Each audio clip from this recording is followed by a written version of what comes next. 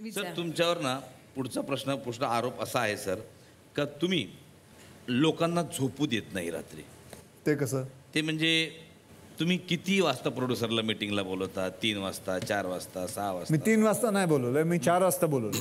4 वाजता. मग हे काय सर असं कसं? मग 4 वाजता म्हणजे आमच्या शास्त्रामध्ये लिहिलंय 4 वाजले म्हणजे सकाळ झाली. आणि सकाळी बोलवलं तर काय का गलत किया मैंने कुछ? अच्छा म्हणजे सकाळी 4 वाजता. हो सीआयडी साहब. नहीं नहीं नहीं नहीं, कुछ तो गड़बड़ है, कुछ तो गड़बड़ है. इसका मतलब मुझे ऐसे लग रहा है अगर आप सीआईडी की नजरों से देखो तो अक्षय कुमार साहब को नींद नहीं आ रही है. मेरे पास इसके ऊपर एक उपाय है. नींद आने के लिए मेरे पास एक उपाय है. आता अजून 2 वेळा सांगा, विचार करून घ्या.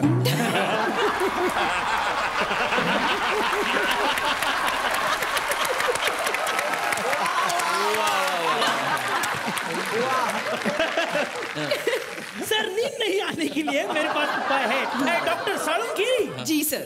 हाँ कहाँ है अपना एक्सपेरिमेंट डाइऑक्साइड? अगर सर आपके ऊपर ट्राई करेंगे आप सो जाओगे, आपको पता नहीं चलेगा कि क्या हो रहा है.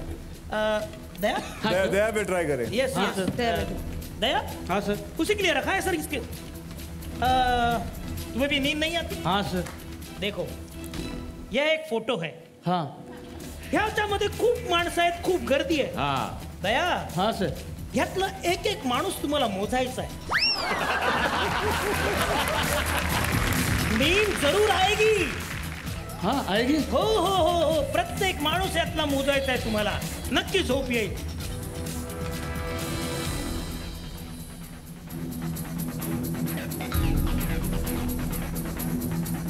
किती झाले? थांब जरा, निघतोय जरा.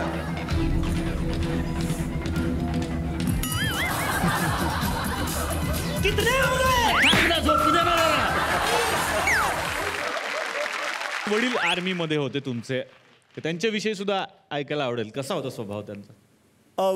तो माय डॅड ही वॉज आर्मीमध्ये होते. ते रेसलर पण होते. वा वा. आणि but he was in a very small post in army. And but ते म्हणजे जे जिंदगी मी मला शिकवलं त्यांनी, जे माझ्याकडे आहे, सकाळी लवकर उठायचं, रात्री लवकर झोपायचं, ते सगळं त्याने मला शिकवलंय. वा. तर अक्षय सरांचे बाबा डिफेन्समध्ये होते आणि त्यांनी, मी जेव्हा त्यांना भेटायला गेलो तेव्हा एक गोष्ट मला सांगितली की डॉक्टर तुम्हाला माहिती आहे की महाराष्ट्रामध्ये एक असं गाव आहे ज्या गावामध्ये एक प्रथा आहे.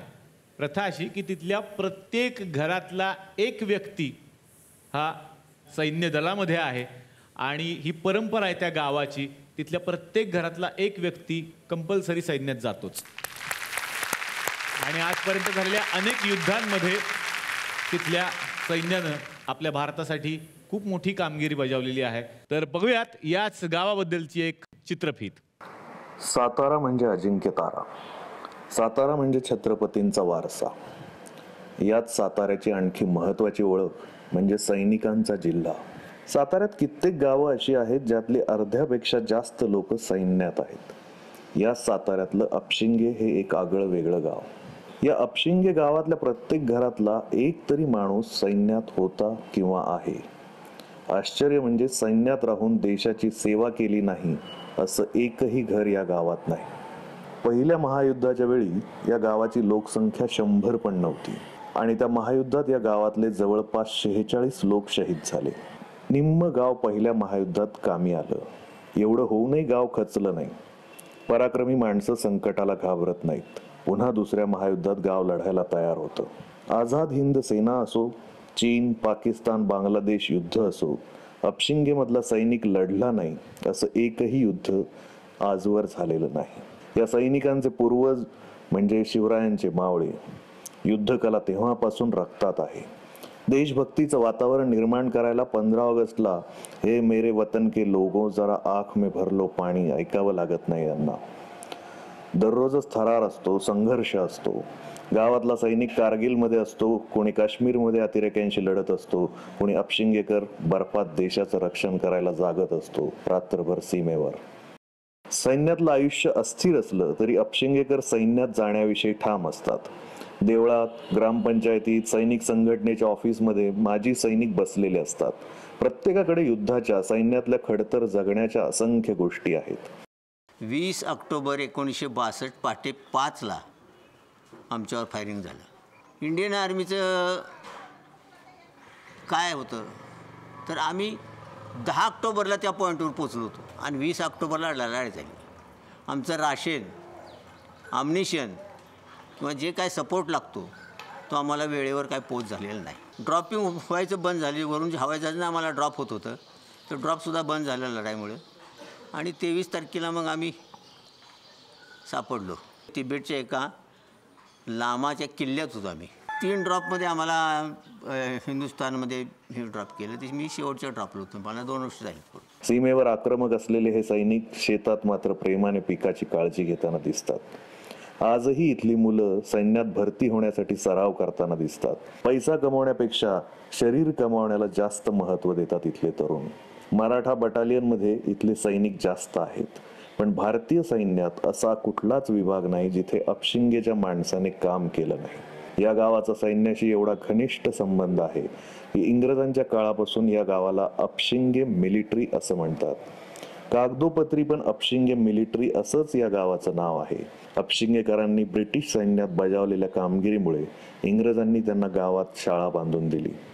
हुतात्मा जवानांचं स्मरण म्हणून स्तंभ उभारला. आपणही काहीतरी करायला हवं. निदान अशा गावांचं मन भरून कौतुक करायला हवं.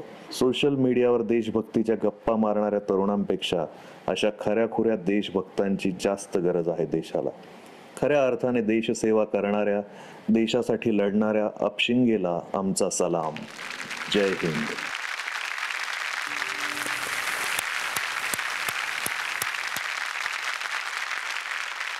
काय सांगाल सर या गावाविषयी? मैं पहले तो आप लोगों को बता चुका हूं कि what is the best part about wearing a uniform. मैं तो खैर रील में पहनता हूं, लेकिन जो लोग रियल में पहनते हैं ये एक्चुअल हीरो होते हैं ज़िंदगी में. आप में से कोई यहाँ आके कुछ बोलना चाहेगा? कम.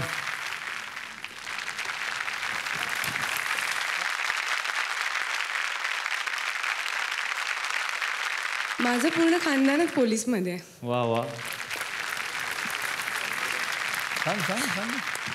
माझे 2 नंबरचे काका. सांग सांग सांग. Okay, speak speak. सांग सांग. माझे वडील स्वतः पोलीस आहेत. आता 1 वर्ष राहिलं रिटायरमेंट मला. जेव्हा बाबा सकाळी घरातून जातात तेव्हा आम्हाला धडधड असते. बाबा युनिफॉर्म घालून जातात आणि येतात. जेव्हा यायच्या वेळी बाबांच्या गाडीचा आवाज आल्यावर आम्ही खुश होतो की बाबा वर्दी घालून जातात, तेव्हा भीती जास्त वाटते. जेव्हा बाबा नॉर्मल जातात तेव्हा असं वाटतं की हां चला.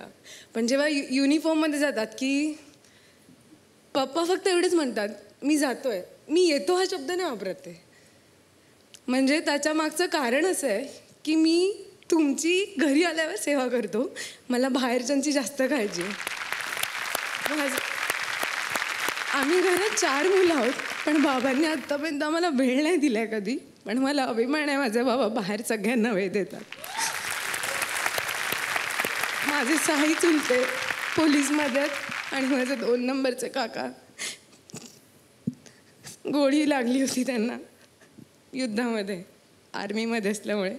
त्याच्यामुळे आर्मी आणि पोलिसांचं नातं माझ्याशी फार जवळचं आहे. जिंदगी में एक बात याद रखना, जब भी कोई इंसान को आप यूनिफॉर्म में देखो, चाहे वो एयरपोर्ट के बाहर क्यों ना खड़ा हो, चाहे वो आर्मी ऑफिसर हो, चाहे वो सोल्जर हो, चाहे वो नेवी वाला हो, चाहे वो एयरफोर्स वाला हो, learn to respect them.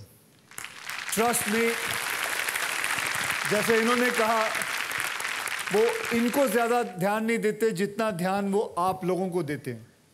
I think we should learn to respect the people in uniform. And कसम खा लो, जब भी आप किसी को देखो, if you feel like saluting them, please salute them. वा वा, थँक्यू. तुम्ही मंचावरती आलात आणि यांच्याविषयी सांगतो. खूप छान नृत्य करतात. जेव्हा आम्ही सकाळी परफॉर्म करत होतो त्यामध्ये आपण होत्या. थँक्यू. तुम्ही आलात. मी बसायची विनंती करतो. थँक्यू.